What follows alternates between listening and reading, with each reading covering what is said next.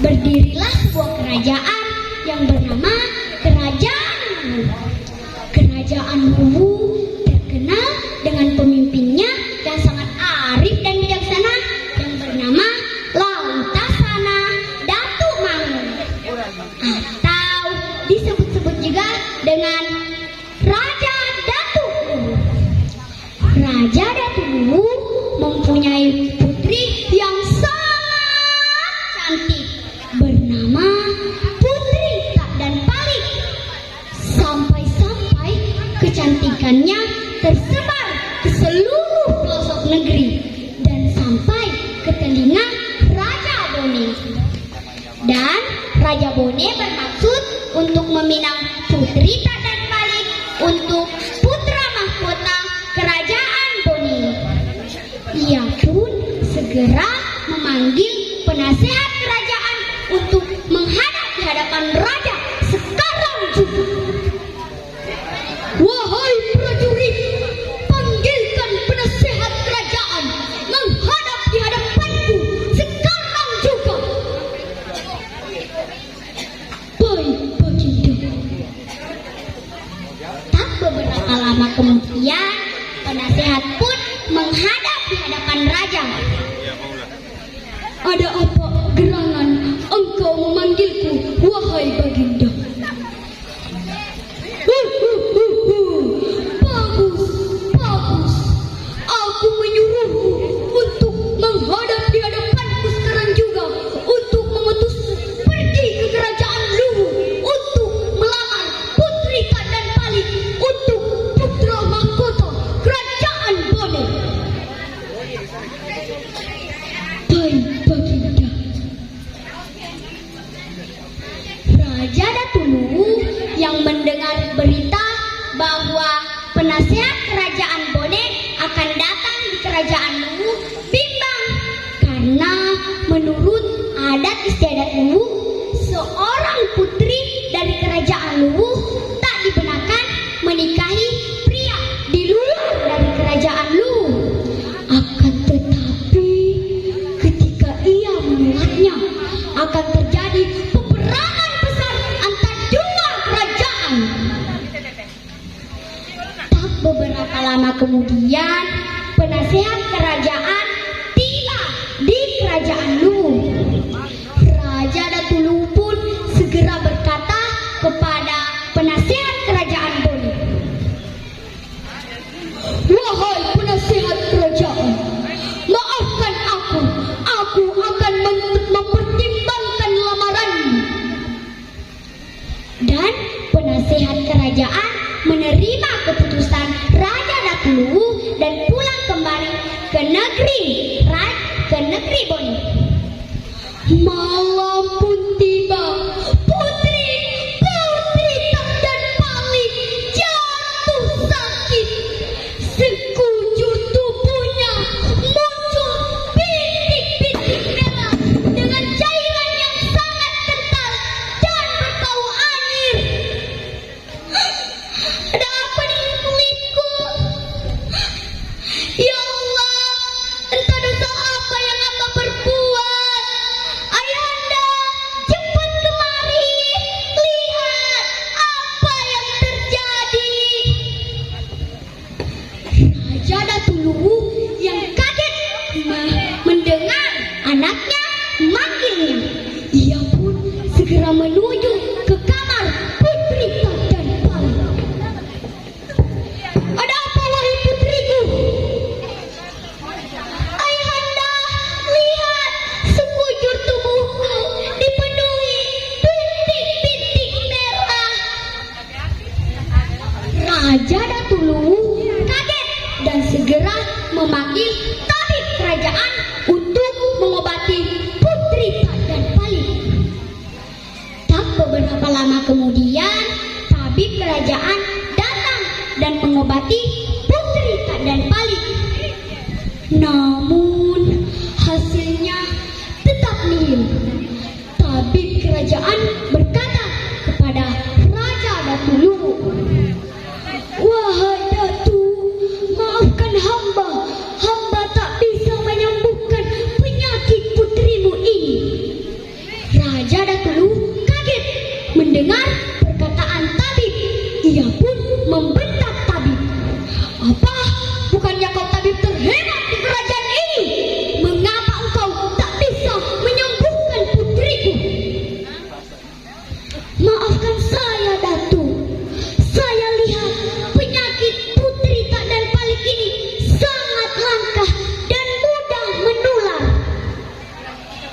Malam itu Raja Datulu tak bisa tidur memikirkan keadaan putrinya. Ia pun segera menghampiri kamar Putri Tak dan Palik untuk berbicara dengan anak kesayangannya itu. Ia pun berkata, "Wahai anakku, sudikah engkau jika aku mengasingkanmu dari kerajaan ini?"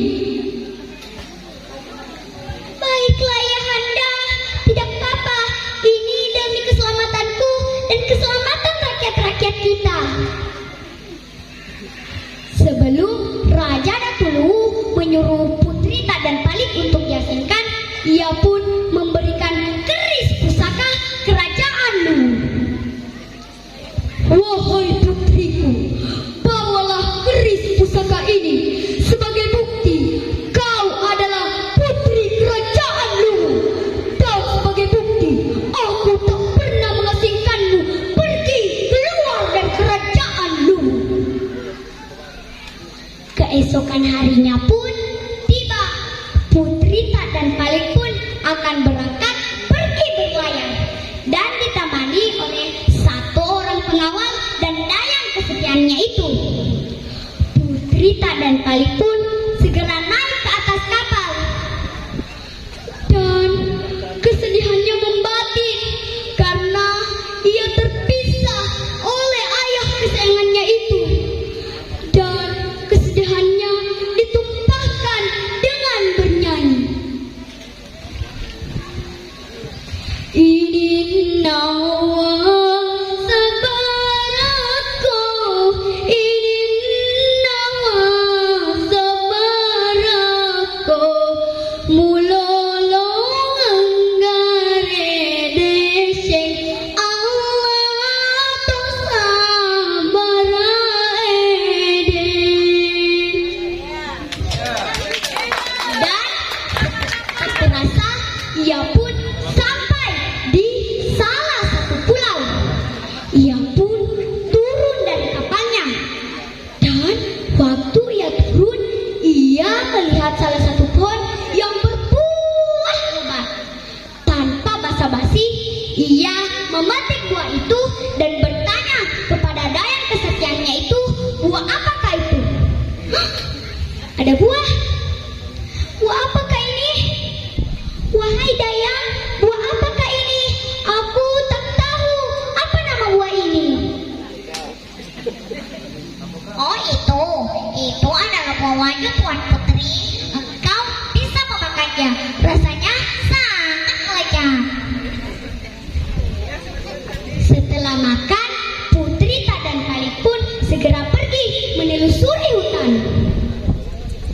Tak terasa ia menemukan salah satu gubuk, dan mulai hari itu ia memulai hidupnya di gubuk itu.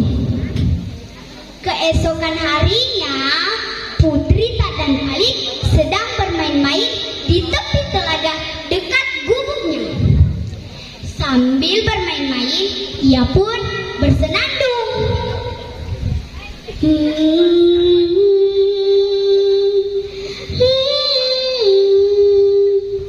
Tiba-tiba, mo, Putri Tak dan Palik mendengar suara itu terkejut. "Hah? Ada apa itu? Ada kerbau! Syuh, syuh! Pergi, pergi! Syuh, syuh! Kenapa kulitmu berwarna putih?" Dan tubuh Putri Tak dan Palik dijilati oleh kerbau bule itu. Keajaiban pun terjadi. Setelah tubuh Putri Tak dan Palik dijilati oleh kerbau bule itu, seluruh luka-lukanya menghilang. Ia pun sangat bahagia. Ia pun memanggil dayang kesekiannya itu. "Wahai dayang, lihat apa yang terjadi. Lukaku telah menghilang. Yeay, lukaku telah hilang." Ia pun segera membawa kerbau itu menuju ke dayang dan satu prajuritnya itu. "Wahai dayang, kau tidak boleh menyembah menyembelih kerbau bule ini karena ia yang telah menyembuhkan lukaku ini. Kau harus merawat ia dengan baik-baik. Malam pun tiba. Ada sebuah pangeran yang sedang ingin berburu bernama Pangeran Burung Pakarani. Karena terlalu keasyikan berburu, ia sampai lupa jalan keluar. Waktu ia kebingungan, ia melihat salah satu cahaya. Dan karena rasa penasarannya, ia pun berani mendekati cahaya itu. Dan waktu ia mendekati cahaya itu, ia melihat gubuk yang ditempati Putri Tak dan Palik. Ia pun mengetuk pintu itu.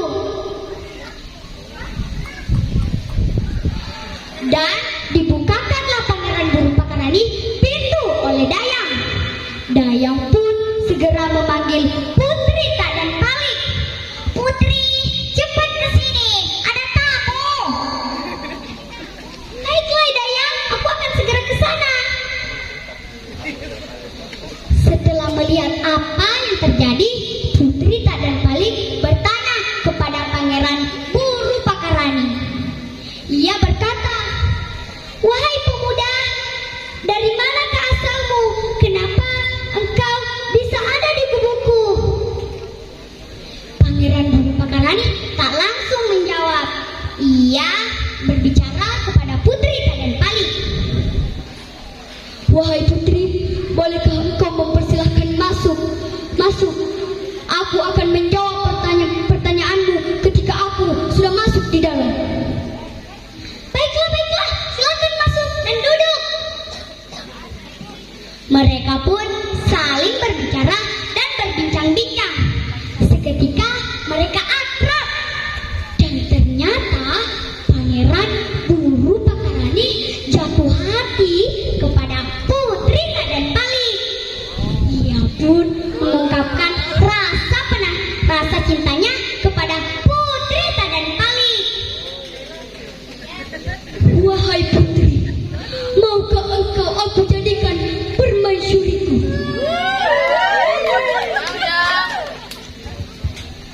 "Aku akan menerima lamaranmu, tapi dengan satu syarat. Kau harus memberikan keris ini kepada Raja Datuluhu. Ketika ia menerima keris itu dengan senang hati, maka lamaranmu akan kuterima. Namun sebaliknya, ketika ia tak menerima keris itu dengan senang hati, maka lamaranmu akan kutolak." Karena kebesaran tekad Pangeran Burung Pakarani, ia pun menyanggupi syarat yang diberikan Putri Tak dan Palik. Ia pun segera pergi berlayar ke kerajaan Luwu. Tak terasa, ia sampai di kerajaan Luwu dan segera menghadap kepada Raja Datuluhu. "Maafkan hamba Baginda, telah lancang menghadap denganmu. Aku pergi ke sini diutus oleh wanita yang aku cintai. Katanya ketika engkau menerima keris pusaka ini dengan senang hati, lamaranku akan diterima. Maupun sebaliknya, ketika engkau tak menerima keris pusaka itu, lamaranku akan ditolak. Wahai pemuda, bolehkah aku tahu siapa wanita yang mengutusmu pergi ke sini?" "Ampun Baginda, wanita itu bernama Putri Tak dan Palik. Ia kutemui di Pulau Wajo." Karena kelemahan tutur kata Pangeran Burung Pakarani, Raja Datuluhu menerima keris itu dengan senang hati. Dan mereka pun segera menuju ke Pulau Wajo. Setelah sampai di sana, Pangeran Burung Pakarani dan Putri Tak dan Palik direstui dan pernikahannya akan digelar